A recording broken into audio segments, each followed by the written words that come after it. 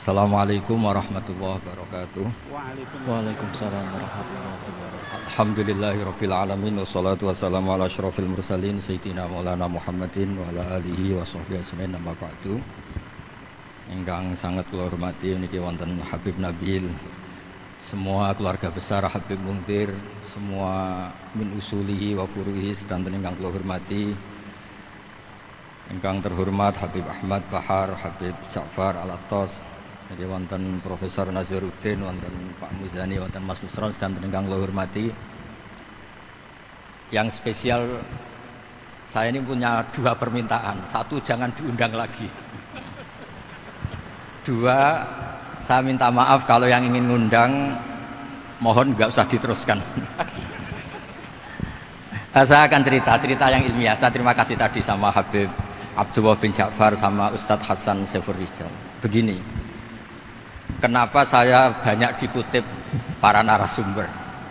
Karena saya ini jenis kiai yang otoritatif. Jadi saya ini karena nggak menteri, sehingga kalau belajar itu serius sekali.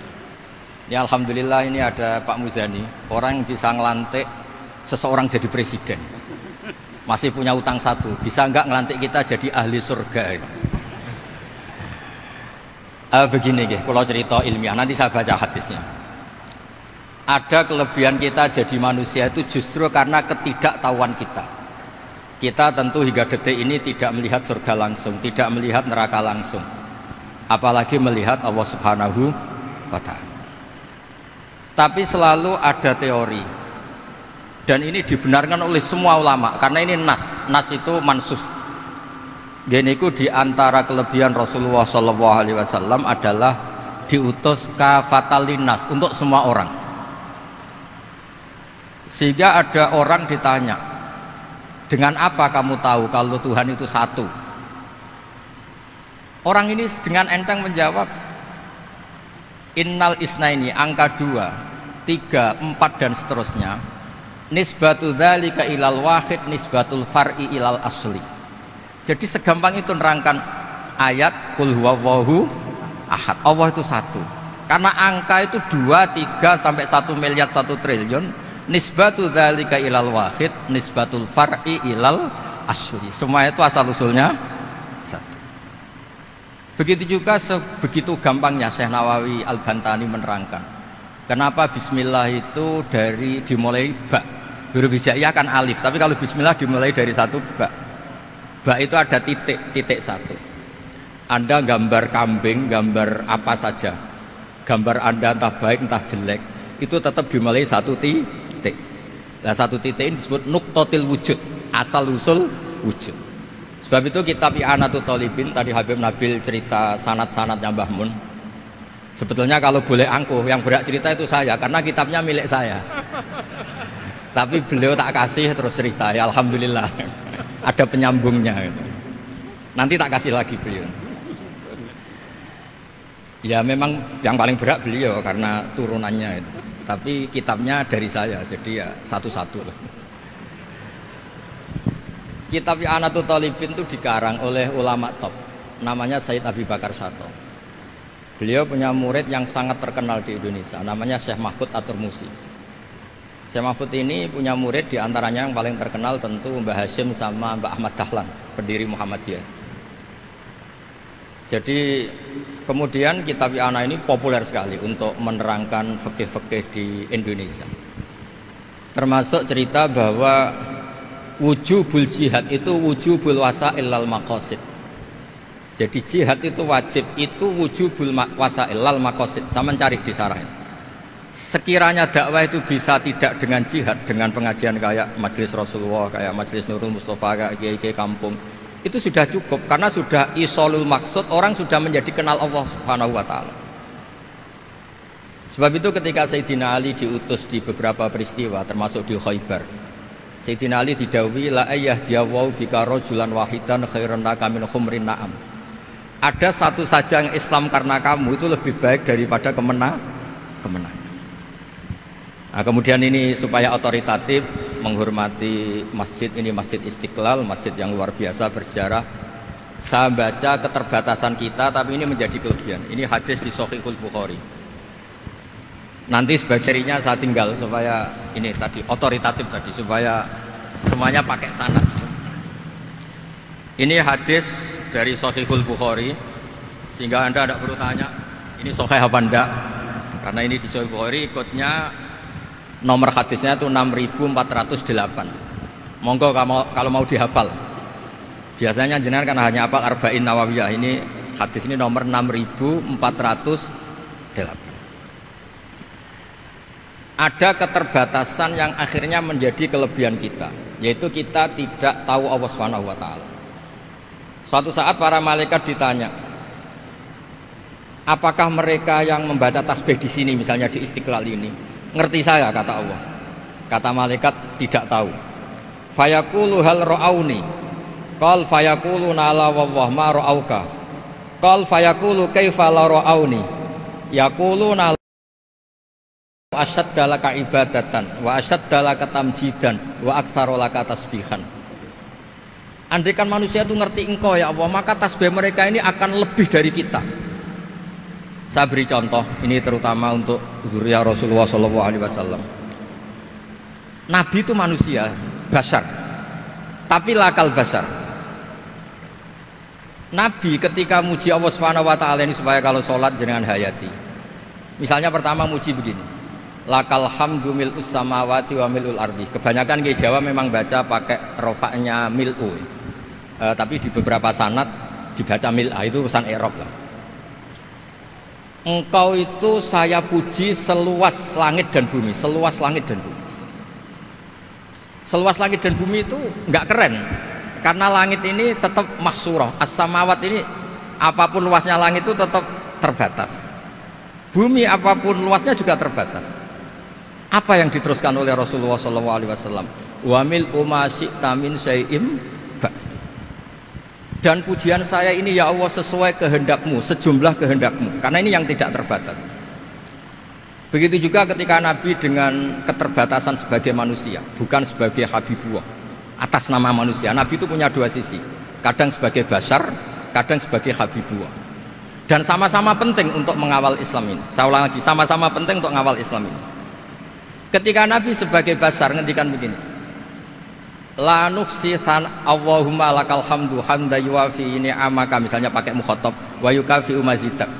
Saya memuji engkau ya Allah dengan pujian yang sesuai jumlah nikmatmu, wa yukafi mazidak, dan bisa berserasian dengan tambahan-tambahan nikmatmu. Tapi apapun luasnya nikmat itu terbatas, sehingga Nabi nambahi, la ukhsi thana'an alaika anta kama atneta ala nafsik. Saya muji ini tidak terhitung, sama sejumlah pujian yang engkau lakukan. La ukhsi atau la nukhsi thana'an alaika anta kama atneta ala nafsik. Sehingga ini kreasi-kreasi Bani Adam yang malaikat itu tidak bisa. Saya ulang lagi, ini kreasi-kreasi Bani Adam yang bakat malaikat itu tidak bisa. Ini saya baca di kitab Fathul Bari, ini sarahnya kitab Bukhari. Kata Imam, ini saya ulang lagi, ini kata Imam Ibnu Hajar al-Asqalani, pensarah terbaik Bukhari. Seperti Shahihul Bukhari itu punya sarah paling terkenal namanya Fathul Bari. Itu gurunya Syekh Zakaria Al-Ansari.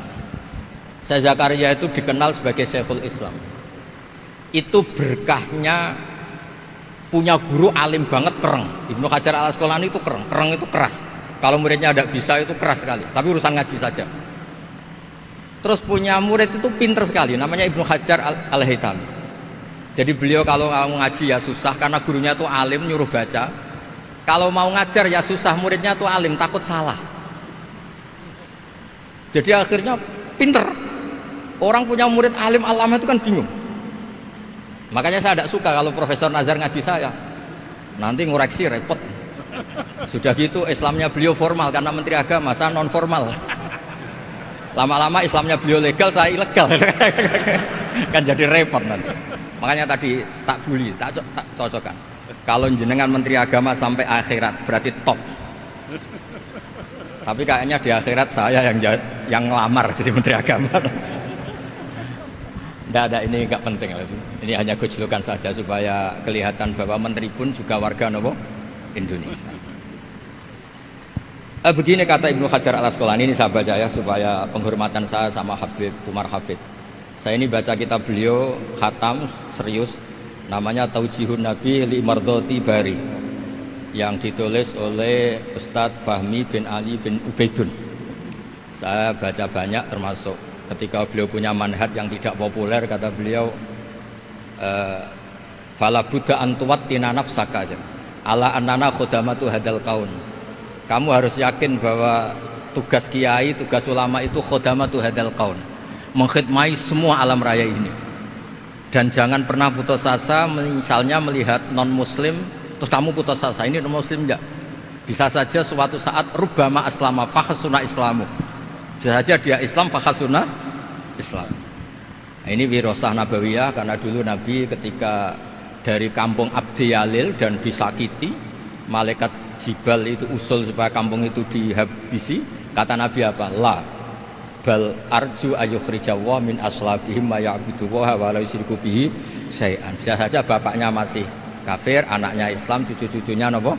Islam. Kayak apa Nabi itu? Rojaknya Masya Allah. Nah kemudian ini kembali ke tasbih tadi. Kata Ibnu Hajar Al Asqalani, yukhadu min hadal hadis anna dzikral hasil min bani Adam a'la wa asyrafu min adzikri al hasil min al malaikah li khusuli dzikril adamin ma akasratis syawaghil wa wujudis sawarif wa sudurihi fi alamil ghaibi bi khilafil malaikati fi dzalika kullih. Jadi kita ini enggak melihat Allah langsung, enggak melihat surga langsung, enggak melihat neraka langsung. Tapi cara kita zikir, wis nak wis di neraka yo nuwangis tenan. Padahal yo ora mesti mlebu neraka, lha nuwangis tenanan. Kayak apa iman kita? Nah, iman seperti ini sesuai kriteria awal sing dikersana Allah, alladzina yu'minuna bil ghaib. Maka andekan saya ini kok dikasih mukasyafah sama Allah untuk melihat surga, saya milih enggak melihat supaya ngikuti yang tetap ghaib.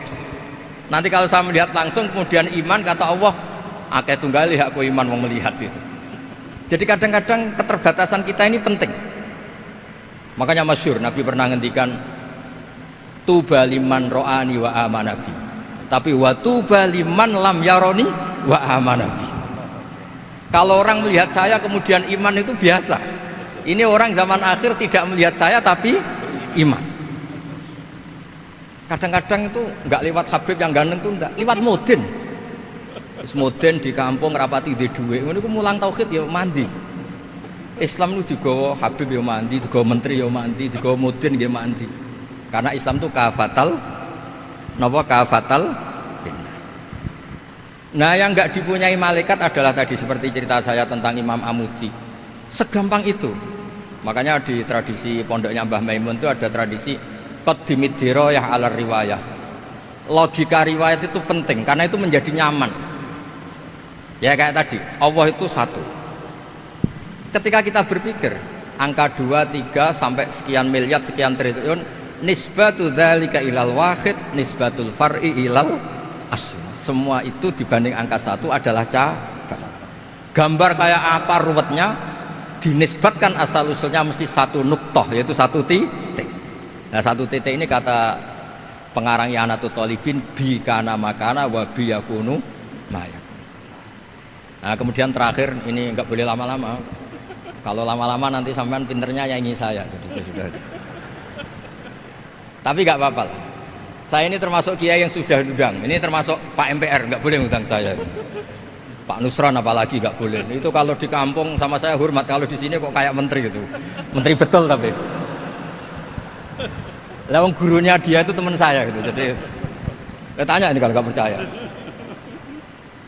Makanya kalau sama saya beliau cium tangan, saya sebetulnya ya nggak siap dicium tangan menteri itu nggak siap. Apalagi dihormati Pak Nazar nggak siap, nanti dikira minta haji malah repot. repot.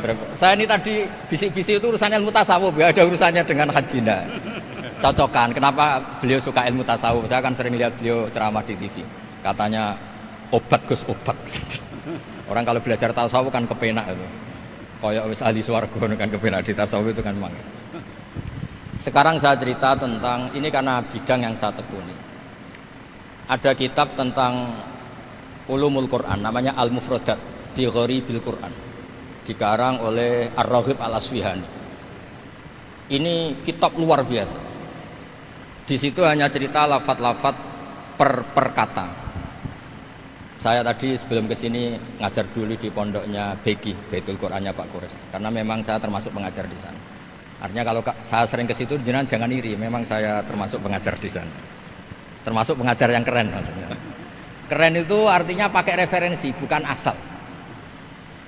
Begini kata kitab itu. Rasulullah SAW itu kan punya nama Muhammad, orang yang banyak sikapnya atau semua sikapnya terpuji. Termasuk ketika sebagai manusia, sama kita termasuk ketika sebagai apa? Manusia. Sebagai manusia aja Nabi gak pernah salah. Begini kata kitab itu, nabi-nabi yang keren-keren itu, sama lihat di Ahaditsus Syafa'ah, itu masih egois. Ketika ada haulul mauqif, ada prahara mauqif, itu semua nabi bilang nafsi, nafsi, nafsi, nafsi. Ketika dimintai syafaat bilang nafsi, nafsi. Tapi Rasulullah SAW itu beliau ngendikan ummati, ummati. Dan beliau ketika dimintai syafaat, kata beliau, sudah, analah, saya bisa memberi syafaat. Kata beliau, fa'akhirru lillahi ta'ala sajidan fayaqulu li ya Muhammad irfa' ra'sak wasal tu'tah wasfa'tu syaffa'. Kayak apa hebatnya Rasulullah SAW? Umumnya para nabi melihat akhirat itu sudah akhir dari semua amal. Itu menurut Nabi Muhammad gak keren. Allah itu gak bisa didikte akhirat. Allah itu Tuhan, tetap yaf'alu ma yasha. Jadi gak bisa misalnya sudah akhirat orang nyuwun sewu terus tanya, ya Rasulullah ini sudah akhirat kok jenengan sujud bareng ini gimana? Ini sudah gak darul amal tapi ini darul jaza. Tidak bisa. Akhirat gak bisa dibatasi. Karena akhirat gak bisa membatasi Allah, Nabi tetap dengan rileksnya minta sama Allah. Fa ahmaduhu bima hamida 'allamani ya rabbi. Kemudian saat itu saya muji-muji Allah dengan pujian yang luar biasa. Terus kata kitab itu, fa Muhammadun Ahmadu min ghairihi. Makanya beliau punya nama Ahmad. Ahmad itu afal tafdil, bukan fi'il mudhari' waqi' mutakallim. Ini pernah madrasah dulu di Kutsian. Tamat terus. Beliau kalau di rumah hormatnya enggak kayak tadi, lebih dari itu. Tadi di sini pejabat terus. Sembrono kalau di sini itu kenapa itu. Ya tapi enggak apa-apa itu. Tadi sudah dipuji, akhlaknya baik, apa-apa baik, alhamdulillah. Fa Muhammadun Ahmadu min ghairihi. Ketika para nabi gak bisa muji Allah di mahsyar, bahkan mereka itu nyuwun sewu egois, hanya mikir diri sendiri, nafsi-nafsi. Rasulullah Muhammad ini punya nyali untuk muji Allah dan tetap mengajukan permohonan apa? Disebut fa Muhammadun Ahmadu min ghairihi. Sampeyan lihat di Bukhari, di Muslim. Fa Ahmadu fi mahamida 'allamaniha rabbi. Tetap muji-muji Allah. Bukti bahwa teori saya benar dan otoritatif adalah yang nggak bisa hilang di surga itu juga wiridan. Ketika kita masuk surga, apa kita kegiatannya? Da'wahum fiha subhanakallahumma wa tahiyyatuhum fiha salam wa akhiru da'wahum alhamdulillahi rabbil alamin. Nah, kemudian ini juga yang terus kemudian dinyatakan al-baqiyatus sholihat. Ini kalimat-kalimat yang abadi. Karena apa? Di dunia ya kita bilang subhanallah alhamdulillah, di akhirat dia bilang subhanallah. Kayak apa kerennya kita sebagai Bani Adam. Nah, makanya disebut alladzina yu'minuna bil ghaibi. Wong tidak melihat Allah, tidak melihat surga, tidak melihat neraka, tapi iman kita ini kayak iman sing musyahadah. Iman sing hakul yakin, ainul yakin. Kenapa demikian? Ya karena tadi kita diajari terus menerus oleh Rasulullah SAW. Yang terakhir saya cerita mukjizat. Ini juga terkait dengan betapa mudahnya hadat din ini di logika, dicerna. Kata Rasulullah SAW, sabda Nabi di hadis, saya ulang lagi ini hadis sahih di bab awal Fadailul Quran di Sahihul Bukhari. Dicek kalau nggak percaya dicek. Ma minal anbiya'i nabiyyun illa u'tiya minal ayati ma misluhu amana alaihil bashar. Wa innama kana alladzi utitu wahyan auhahu wa ilayya fa arju an akuna aktsarahum tabi'an yaumal qiyamah. Enggak ada nabi kemudian kecuali dikasih wahyu, dikasih mukjizat. Dan mukjizat ini dahsyat sehingga orang itu dipaksa iman. Kayak Nabi Soleh ada unta besar keluar dari batu. Nabi Musa punya tongkat dipukulkan ke Laut Merah langsung menyibak jadi daratan. Tapi kata Nabi Muhammad SAW, saya itu tidak punya mukjizat kayak itu, juga gak ingin. Saya ini dikasih mukjizat Al-Quran, dan saya berharap karena mukjizat Quran ini adalah terus kemudian umatku menjadi yang terbanyak ila yaumil qiyamah. Sekarang kita berlogika. Ini kata kitab Fathul Bari lagi. Kita berlogika. A'jaza yu'jizu i'jazan. Sesuatu yang menjadikan orang lain nggak mampu disebut i'jaz. Kemudian karena ayat menjadi mukjizat, sesuatu yang kita sepakat tidak mampu. Nah kalau itu masalahnya, tongkat dipukulkan laut kemudian menjadi kering, kita mampu enggak? Enggak kan? Tapi pertanyaannya, Anda bikin nyamuk mampu enggak? Enggak kan? Anda bikin sapi, bikin unta mampu enggak? Enggak kan? Makanya Nabi Muhammad SAW cukup, sudahlah kamu itu manusia, bahkan sekedar menciptakan lalat itu udah bisa. Inna wuhala yastahi ayyadriba masalam ma'aba'udatan. Kemudian mukjizat ini sama Nabi dicontohkan hal-hal yang keseharian kita. Wa min ayatihil lailu wan naharu wasyamsu wal qamar. Sekarang peristiwa laut dibelah Nabi Musa dengan matahari yang nggak pernah turun mesin, itu keren mana coba? Keren matahari yang nggak pernah turun. Terus kata Ibnu Hajar al-Asqalani, li'annal mu'jizat al-madiyah kanat khisyatan tusyahadu bil absor kana qati soleh wa asa Musa wa mu'jizatul Quran tusyahadu bil basirah fakana man yattabi'uhu atau yatba'uhu li ajliha aksar fa innal ladzi yusyahadu bil absor yang qaridu bingkiradi musyahidihi wal ladzi yusyahadu bil basirah bakin, ya saya ulang lagi, bakin, ya bagian terus disaksikan orang sing ja'a badal awali mustamirron. Begini logikanya. Mukjizat kayak nakoti soleh atau Asa Musa yang terkenal. Saya andaikan jadi umatnya Nabi Musa terus dikasih tongkat itu, terus bisa apa coba? Ketika kita punya utang disuruh nyaur, ya nggak bisa dipakai jaminan kan. Sudah gitu orang tanya ini asli apa enggak? Kalau asli buktikan, kan ya repot. Tapi kalau kita jadi umatnya Rasulullah SAW ditunggoni Quran, punya banyak masalah resepnya sabar. Kalau nggak bisa sabar ya nyari kiai-kiai tukang ijazah nak menodungannya mandi. Karena orang mensifati Allah itu macam-macam. Makanya saya pastikan nggak ada agama yang mengajarkan rasional kayak agama apa? Islam. Makanya liqaumi yaqilun liqaumi yatafakkarun. Coba misalnya nyamuk. Kamu bikin nyamuk tidak bisa kan? Nyamuk punya organ tubuh kecil, organ tubuhnya punya urat. Kamu mikirnya kayak apa? Sekedar bikin patungnya saja tidak bisa, apalagi bikin nyamuk. Jadi untuk mengakui kudrohnya Allah yang tidak terbatas dan kita lemah, itu tidak usah nunggu peristiwa kayak terbelahnya laut. Cukup wa ma min dabatin fil ardi wala ta'ir yatiru bi janahihi illa umamun amsalukum inna fi khalqis samawati wal ardi waqtilafil laili wan nahar, seterusnya la ayatil liqaumi yaqil.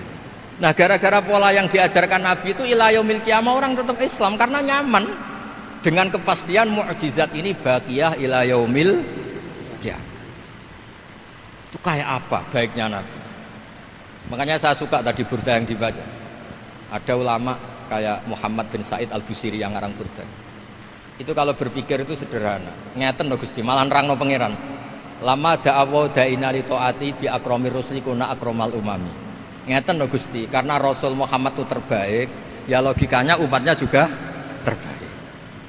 Jadi lama da'awu da'ina li ta'atihi bi akramir rusli mesti kuna akramal umami. Jadi burda ini saking manjanya sama Allah sampai bilang gini. Wala yadika Rasulullah jahuka biidal karimu tajalla bismimun takim. Ya Allah, engkau telah menamai Nabi engkau itu Raufur Rahim, yang penuh kasih sayang, yang sohibus syafa'ah. Maka ketika engkau ingin nyiksa kami dengan alasan engkau ini al-muntakim, dat yang bisa nyiksa orang maksiat, jenengan harus ingat ya Allah bahwa Nabi kita itu Nabi yang engkau gelari Raufur Rahim. Ya kalau gitu jangan jadi nyiksa. Terus gunanya apa digelari Raufur Rahim ra iso nyafaati gitu. Itu jenenge wala yadi ka Rasulullah jahu kabi idal karimu tajalla bismillah. Terus fa inna min judika dunya wa darrataha wa min ulumika ilmal lawhi wal qalam. Dan itu juga yang dibuktikan Rasulullah SAW. Sampai beliau ngendikan likulli nabiyyin da'watun mustajabah wa akhtabi da'wati syafa'atan ummati yaumal kiamah. Semua nabi itu punya doa yang mustajab dan semuanya sudah dipakai di dunia. Tapi saya menyimpan jatah itu supaya saya tetap punya hak syafa'ah fi yaumil kiamah. Dan ini bukti-bukti bahwa ilmu yang selama ini diajarkan para habaib, para kiai itu otoritatif. Saya hanya bantu jenengan memastikan kalau hadis itu sahih dimaknai oleh ulama-ulama yang kredibel. Ya, perjanjian terakhir tadi. Saya ini termasuk kiai yang sergap, tanya Mas Nusron, Pak Muzani juga pernah ke rumah saya. Meja saya itu isinya ya kitab. Habib Nabil pernah ke kamar, isinya kitab. Jadi kalau jenengan ngundang saya itu berhadapan-hadapan sama hukumnya Allah, yaitu ganggu orang belajar gitu aja. Mohon ngoten mawon. Assalamualaikum warahmatullahi wabarakatuh.